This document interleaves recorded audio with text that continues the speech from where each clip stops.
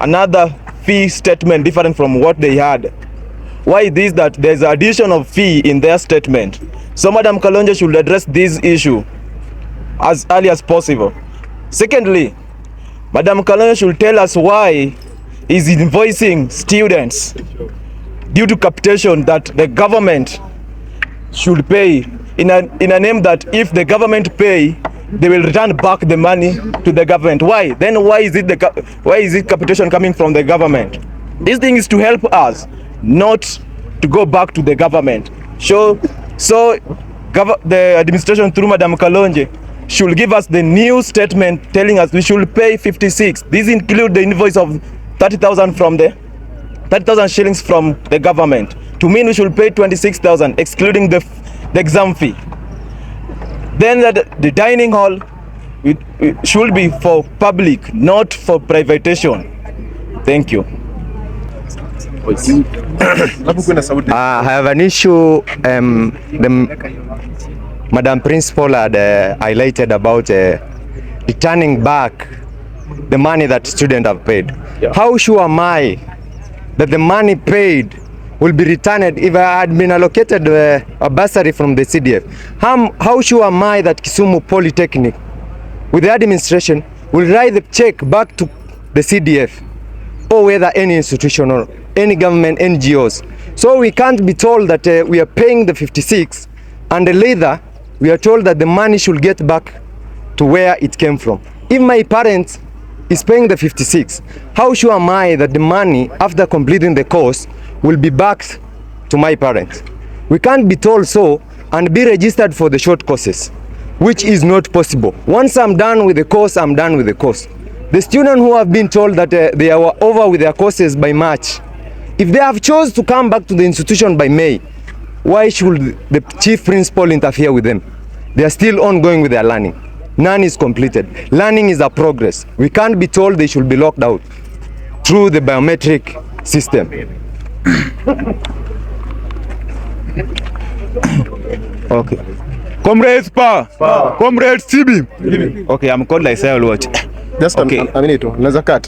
Verify what my earlier speakers have said, because in this institution, the only thing that can prevail peace is enhanced in effective communication. Which failure without that, there can't be peace. So we have a lot of issues infecting us in this institution. Number one, the issue of school fee.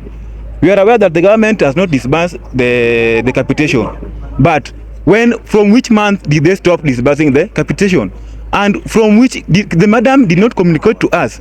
We are just being invoiced without communication. At least you could have told us earlier, because the capitation is 30,000 and it's being paid quarterly, of which we know that the first quarter was paid, the second quarter also paid, the fourth quarter and the third maybe have not been paid. But that government, they know how they deal with those issues. Number two, a lot of students that complete their school, they finished, they did their NEC when they had nil balances. But now when they come back to clear, you get they are being invoiced 7,400 from where? The money that was supposed to be paid by the government. On issue of dining hall, they have talked about. Like, we are being denied our rights, like entertainment. We can't even watch footballs because they have given those people, they have leased the dining hall to some goods there to rest as a restaurant, which will not happen in this school. Other things of men's hostel, we are now being forced to rent houses in very, very hostile places where there's no securities. I think I joined this school in 2019. By then we had the hostel men and the ladies, and the number of the number of people who are coming were very many. Last time I met a parent from here, from Mombasa. She was really crying. He had a son. She has brought the son to Kisumu, and she knew that there is a hostel here. Because if you look at the application, the admission letter, hapa chini imeandikwa there is hostels. But ukifika hapa kuna hostel, utapelekwa huko Manyata, Gesoko, where there is no security. We want those hostel bags. I'm not lying. Even if you ask my fellow colleagues, the intake that we had in May, less than 500 students, and this is a national polytechnic. We will not tolerate that. Thank you very much. Good afternoon, comrades. Good afternoon. Okay, first of all, I want to say thank you to the comrade fraternity. Yesterday, it was an hot jit around Kisumu Polytechnic. We tried our best as Owira Vincent, the chairman of Kisumu Student Association. We tried our best. We met with the generals. We talked and we said that we are going to give Madam 24 hours so that she can sort the comrades. Okay, the issue number one. We as the KISA, we are not into terms why Madam is so horny in increasing this fee for this polytechnic. We have very many polytechnics in Kenya. We have even the university, which I have been one of them. But when the government say that they are going to do away with the capitation fee, in those universities or polytechnic, we have never had the jitters of increasing the school fee. So our question is, why is Madam so horny of increasing this school fee? Secondly, there was that, you know, when you feel that your rights are being infringed by one or two people, you have to take it to the roads. We want to give a stern warning to border people that this is a comrade thing. This is something doing with academics, which will run for around 100 years. Because when you school a student, that guy will be a sharp-minded for over 100 years if he or she is alive in this world. So we want to tell those border men, we don't know how your life is. We don't know why you must fight the comrades when they're fighting for their rights. And we want to warn them that next time if you see a comrade rioting and then you come there, you want to tell us that you have power over the comrades, then we are going to take all your borders, we put them in the roads and ban them. Comrades power. The next thing I'm going to tell the police officers that we have talked to the comrades, we have contained the comrades' pressure, and we know that the comrades are now under a good pressure. They don't want to give Madam too much pressure because we have 24 hours what? Ultimatum, which you are giving who? Madam. So we are telling the police officers, the reason of carrying those radio calls, you are walking with them in their pockets like thieves. We don't want them in Kisumu Poly as at now. You just come here. This is not a barrack. This is somewhere that students want to come in school. They want to be in class. And we want to tell the police officers, let this student be in a school when they have peace in mind, the peace of the security, because we've been there with our security guards. Indio? Yeah. Why are they bringing school? Why are they bringing what? Police officers? Because number one, if a student or a comrade see a police officer, he sees as there's a war between me and him. So the student must always repulse. Comrades power. We want to tell Madam to take away the police officers and do a dialogue with the comrades, remove everything in that system. There is no fee increment until Mr. Ruto and Mr. Gachiatha to say that we have increased the school fee. Comrades power. Lastly, I've been given some talks. I've done some talks with my comrades over here, and they are saying this: that if you fail in an exam in Kisumu Polytechnic, then you are being sent away. Yeah. Why are you sending a comrade? You know you can fail. Even we don't know if Madam failed in any exam. We don't know. So if you failed, you should be given a chance to repeat that exam, but not somebody telling you to look at the gate and go away because you failed in exam. Comrades power. I want to finish by this. Politics and education are two things, but at the end of the day, they must have a C way. There is this one thing that we are also demanding, that there is one comrade who was vying in the last election, and he had some issues with the admin, and this guy was thrown out of this polytechnic. We want to tell Madam that when he's going to look at our irreducible minimum, Mr. Vincent Ogwang must be one of them.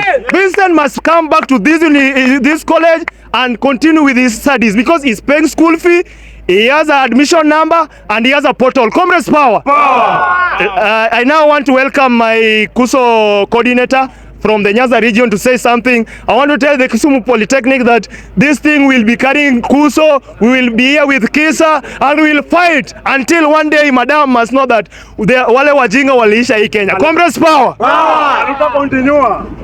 Comrades power! First and foremost, my name is General Hannington Oguk, the KUSO coordinator, Nyanza region. I've been sent here by my chairman, that is KUSO president and East African Student Union president, Archbishop Anthony Manyara. Comrades power! Do you receive the greetings from Anthony Manyara? Receive. As we all know, On-bills problem is not always just an all-bills problem. On-bills problem can be a problem to the fraternity of all the animals living within and outside the jungle. Comrades, power. Power. So the problem affecting comrades from Kisumu National Polytechnic is not just a problem for them, but is a problem for those for both the comrades and also to the society. Number one, I want to talk about the issue of the capitation. First, I want to echo this to the national government, but that this is the first government whereby education seems to be a luxury, whereby anyone who goes to school is like he or she is from a rich family. We want to echo this, that education in Kenya should not be a luxury. This is the first government whereby capitation is going to be removed for a poor comrade. Comrades, power. Power. We all know that any comrade in Kenya, there is no rich comrade. In Kenya, we have poor comrades and cool kids. Comrades, power. Power. We don't have rich kids. Comrades, power. Power. All those who are rich are studying abroad. And anyone who is studying in Kenya is a poor comrade. So, therefore, there has been capitation since we have the fifth government. And we are requesting, bring back the capitation and cater for the part of the fee of the students. Comrades, power. Power. Number two is to the Madam Principal of Kisumu National Polytechnic. You are just on a haste to implement what has not been cooked well. Comrades, power. Power.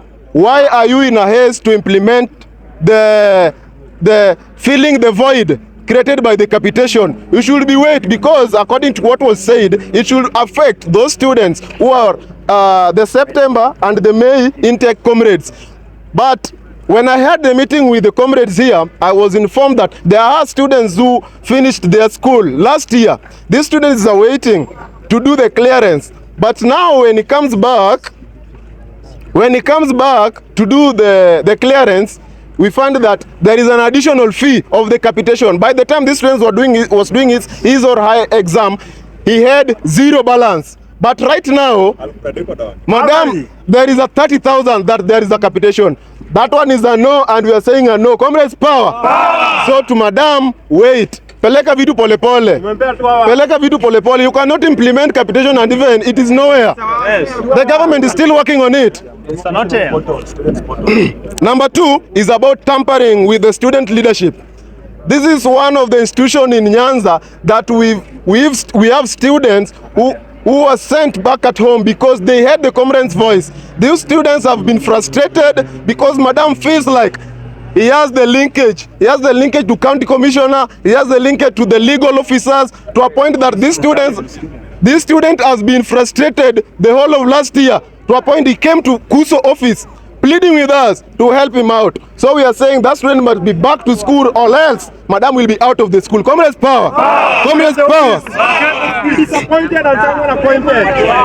The other concern is about the security of the students around the Polytechnic. You've heard my fellows here talked about the hostels. The students are in need of the hostels, and that's why you find a student studying in Kisumu Poly but staying in Gesoko. There is no security in between Kisumu Poly and Gesoko. 1 month ago, there was one of the students here who was attacked. The student was attacked and his jaw was broken. It is through the area MP that we went to seek for the support, for the medication support for the student to go for a surgery. So we are asking the police within the area provide the student with the security. When students are on strike is well stipulated in the Kenyan Constitution that if you feel your rights are being infringed on, you have the right to go to the roads and have a peaceful demonstration. Article 22. But now you find that yesterday, when the students were doing peaceful demonstration,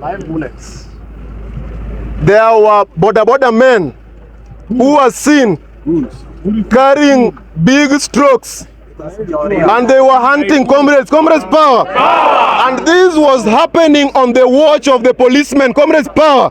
And we want to echo this warning, and we have to condemn that those policemen who are there, you are there to provide security. But what picture do you bring if you are there as a policeman and they are there border men, and the border men are fighting the students? Right now we have students who were taken to the hospital just because a border man did beat a student. So we want to condemn that, and we want to give a warning to the border men. You are a border man. You have no right to touch a comrades. You have no right to touch a comrade. Remember what you are using as fuel. Comrades power. What you are using as fuel. Comrades power. And there is lighter. Comrades power. And there is Faras. Comrades power. And there is Rhino. Comrades power. So this is a warning to the border men. Keep your lane, and let's comrade keep their lane. If you see a comrade going to the road, a comrade is a wise man. Comrades power. A comrade cannot go to a road. A comrade is a fool. Comrades power. So to the police officers, provide security to the comrades anytime there is a strike within the Polytechnic. And lastly,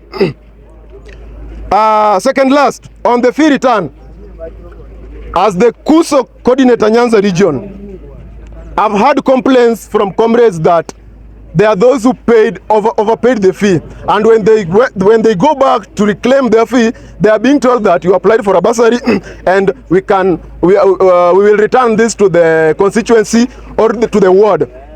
This is how it should be done. Comrades power. When a comrade applied for a bursary and the comrade has completed his education, the comrade has a right to look for a fellow comrade from the same constituency and work with this comrade to the finance officer of the Polytechnic and have the transfer from his account to other comrade's account. And if the institution want to keep this money, then the head of the institution is not just a leader, but is a thief. Comrades power. Comrades viva. The next is about having a comrades court. We talked about this earlier, bearing the fact that some of these institutions, including this one, where we've echoed that there was a student who was frustrated because the student heard comrade's voice. But these students were frustrated, akapelekwa huku na huku, akashikwa, akapelekwa koti. We are now seeking with the legal corridors of this country that we have the comrades, we need the comrades court, whereby when a comrade is frustrated in terms of political issues, this comrade has a right, has a corner whereby when he takes his grievances, he can't be heard. Comrades power. So we are still on that, and very soon we'll be going to the roads to ensure we have comrades court. Comrades power. And lastly, now to the universities, we want to say that we are not going to board. We are not going to buy the idea of the Duale bill. None of these members of the parliament right now went through the Duale bill. It's like right now you are telling us to vote in the MCAs, for the MCAs to vote in the president. Comrades power. We are not going to allow that.